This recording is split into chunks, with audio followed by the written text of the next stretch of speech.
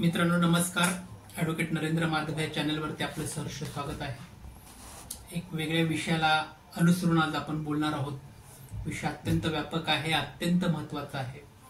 मित्रांनो, बऱ्याच जणांचं असं म्हणणं होतं की त्यांना फ्लॅट खरेदी करायचा आहे, की त्यांना सदनिका खरेदी करायची आहे. ते फ्लॅट किंवा सदनिका खरेदी करताना कोणते कोणते कागदपत्र, कोणकोणते पेपर बघायला हवेत आणि त्या अनुषंगाने कोणकोणती काळजी घ्यायला हवी, ह्या विषयावर एक अनुसरून एखादा व्हिडिओ बनवावा अशी बऱ्याच काही आमच्या सबस्क्रायबर आणि लोकांची मागणी होती आणि त्याला धरून आज आम्ही एक हा व्हिडिओ अत्यंत महत्वाचा बनवत आहोत की सदनिका खरेदी करत असताना इम्पॉर्टंट असणारे किंवा ज्या गोष्टी बघायच्या आहेत ते महत्वाचे डॉक्युमेंट्स कोणकोणते आहेत, म्हणजेच सदनिका किंवा फ्लॅट खरेदी करताना पाहायची कागदपत्रे. मित्रांनो, आपल्या आयुष्यामध्ये घर खरेदी करणं हे अत्यंत महत्वाचे आणि अत्यंत अवघड अशी गोष्ट असते आणि त्यातल्या त्यात कायदेशीर त्याची बाजू शोधून त्या कायदेशीर बाजूच्या अनुषंगाने आपल्याला जर घर खरेदी करायचं असेल तर ती एक क्लिष्ट प्रक्रिया असते. त्यासाठी आपल्याला एक योग्य तज्ञ अशा वकिलांचा सल्ला घ्यावा लागत असतो की कोणकोणती कागदपत्र महत्वाची असतात, कोणकोणत्या डॉक्युमेंट्स महत्वाचे असतात की ज्यामुळे घर खरेदी करत असताना, फ्लॅट किंवा सदनिकी खरेदी करत असताना तुमची फसगत व्हायला नको. तर ह्या व्हिडिओच्या माध्यमातून तुम्हाला ह्या संपूर्ण गोष्टीचं मार्गदर्शन तुम्हाला देण्यात येणार आहे. तत्पूर्वी व्हिडिओ पूर्ण बघा आणि चॅनलला लाईक केलं नसेल तर लाईक करा, सबस्क्राईब करा, कारण ह्या चॅनलच्या माध्यमातून कायदेशीर घडामोडी अगदी मोफतपर्यंत आपल्यापर्यंत पोहोचण्याचं काम आम्ही करत असतो. त्यामुळे तुम्ही नक्की लाईक आणि सबस्क्राईब कराल अशी अपेक्षा आपल्याकडनं बाळगतो.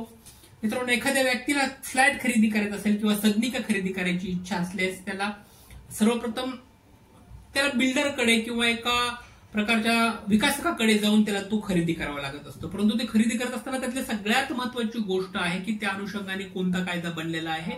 तर एखाद्या व्यक्तीला सदनिका खरेदी करायची झाल्यास महाराष्ट्र अपार्टमेंट कायदा 1970 नुसार त्याला काही महत्वाचे कागदपत्र पाहणे अत्यंत आवश्यक आहे.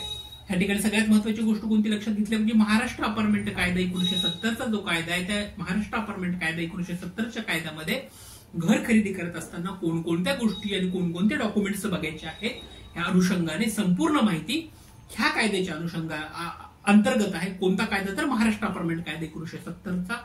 तर सगळं प्रथम कोणतं कागद आणि कोणते डॉक्युमेंट्स आपल्याला बघायचं असेल तर ज्या व्यक्तीची सदनिका आपण खरेदी करणार आहोत, ज्या व्यक्तीचा सदनिका किंवा फ्लॅट आपण खरेदी करणार आहोत तो फ्लॅट त्या व्यक्तीच्याच नावाचा आहे का. जर सेकंड फ्लॅट आपल्याला खरेदी करायचा असेल तर तो आधीचा मालक जो आहे, आधीचा जो ओनर आहे त्याच्या नावाने तो आहे का, किंवा त्याच्या नावाचा त्यामध्ये भाग दाखला, त्याला शेअर सर्टिफिकेट असं म्हणतो की भाग दाखला शेअर सर्टिफिकेट त्या व्यक्तीच्या नावाचा आहे का, ही सगळ्यात महत्वाची गोष्ट.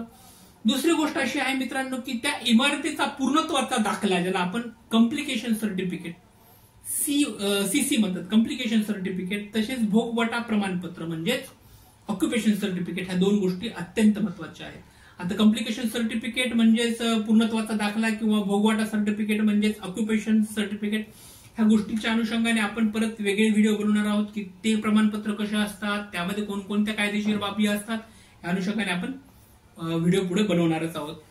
त्यानंतर आता तिसरा महत्वाचा घटक ह्यामध्ये कोणता बघायचा असेल तर तो संपूर्ण इमारतीचा जो नकाशा आहे तो संपूर्ण इमारतीचा नकाशा मंजूर केलेला आहे का, तो संपूर्ण जी इमारत बिल्डर किंवा विकासक तयार करत आहे त्या संपूर्ण विकासकाने तयार केलेल्या इमारतीचा मंजुरी नकाशा ह्या ठिकाणी पाहणं अपेक्षित असतं.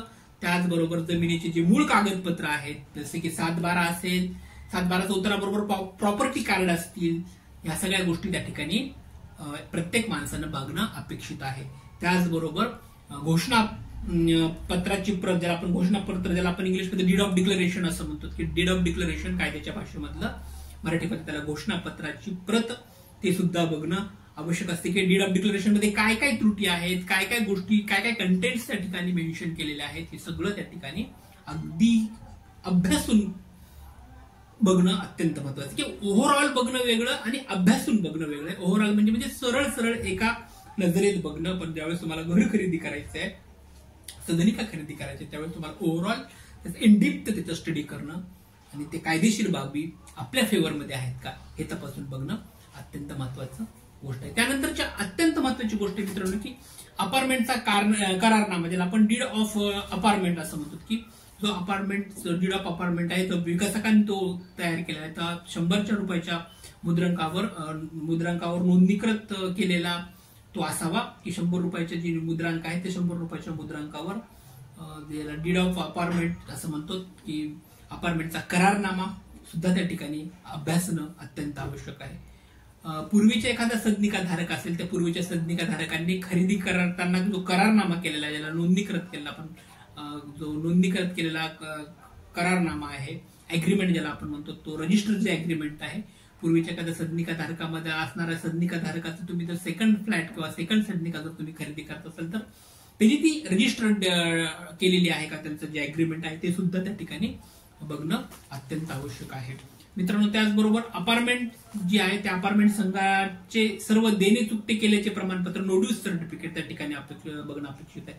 आपण जसं म्हणतो की एखाद्या व्यक्तीचा आपण अपार्टमेंट कडून एखादा फ्लॅट एखादी सदनिका खरेदी करत असेल तर त्यांनी आधीची संपूर्ण नोड्यूस त्या ठिकाणी त्यांनी क्लिअर केलेले आहेत का हे बघणं महत्वाचे आहे. जसं की बऱ्याच ठिकाणी काय होतं की मेंटेनन्स त्या ठिकाणी पूर्ण झालेला नसतो. मेंटेनन्स पूर्ण झालेल्यामुळे त्या ठिकाणी थकबाकी मेंटेनन्सची असते. त्याचबरोबर त्या प्रॉपर्टीवर बऱ्याच वेळेस एखादा भार असतो जसं की कर्ज असेल बोजा असेल एखाद्या प्रॉपर्टीचा टॅक्स त्या ठिकाणी पेंडिंग असेल ह्या सुद्धा डॉक्युमेंटची त्या ठिकाणी संपूर्ण असा अभ्यास करणं माहिती घेणं अपेक्षित आहे की ह्या सगळ्या गोष्टीचं क्लिअरन्स त्या ठिकाणी असणं आहे. नोड्यूस सर्टिफिकेट त्या ठिकाणी महत्वाचे आहे. मित्रांनो कमीत कमी हे सर्व कागदपत्र किमान तरी महत्वाचे आहेत आणि हे सगळं कागदपत्र पाहून आपल्याला तज्ञ वकिलांचा सल्ला घ्यावा लागेल की संपूर्ण कागदपत्र तुमच्या फेवरमध्ये आहेत का आणि फेवरमध्ये असतील तर मग त्या अनुषंगाने सदनिकातील जो तुम्ही गाळ किंवा जी सदनिका तुम्ही खरेदी घेतायत गाळ खरेदी करतायत त्या अनुषंगाने तुमचा पुढचा जो फायनान्शियल व्यवहार आहे तो त्याप्रमाणे तुम्ही करावा. फायनान्शियल व्यवहार करण्याच्या आधी तुम्ही संपूर्णपणे कायदेशीर जी त्रुटी आहेत कायदेशीर ज्या गोष्टी आहेत त्या संपूर्ण क्लिअर आहेत का याचा अभ्यास करणं अपेक्षित आहे. त्यामुळे कोणत्याही माणसाची सदनिका धारकाची फसगत होऊ नये. बऱ्याच वेळेस या ठिकाणी बिल्डर लॉबी क्रिएट असते. बिल्डर लॉबी ज्याला आपण विकासक असं म्हणतो विकासक या ठिकाणी तुम्हाला फसवायची शक्यता असते. त्यामुळे कायदेशीर गोष्टीचा अभ्यास करून संपूर्ण डॉक्युमेंट संपूर्ण पेपर बघूनच तुम्ही पुढे व्यवहार करावा अशी तुमच्याकडनं अपेक्षा आहे. मित्रांनो पुढील भागामध्ये आपण अजून काय काय महत्वाचे डॉक्युमेंट्स आहेत अजून काय काय कायदेशीर गोष्टी आहेत घर खरेदी करत असताना शहरामध्ये सदनिका खरेदी करत असताना लागणाऱ्या संपूर्ण कायदेशीर गोष्टीबद्दल आपण पुढील भागामध्ये बोलणार आहोत. या ठिकाणी थांबूया. Thank you so much.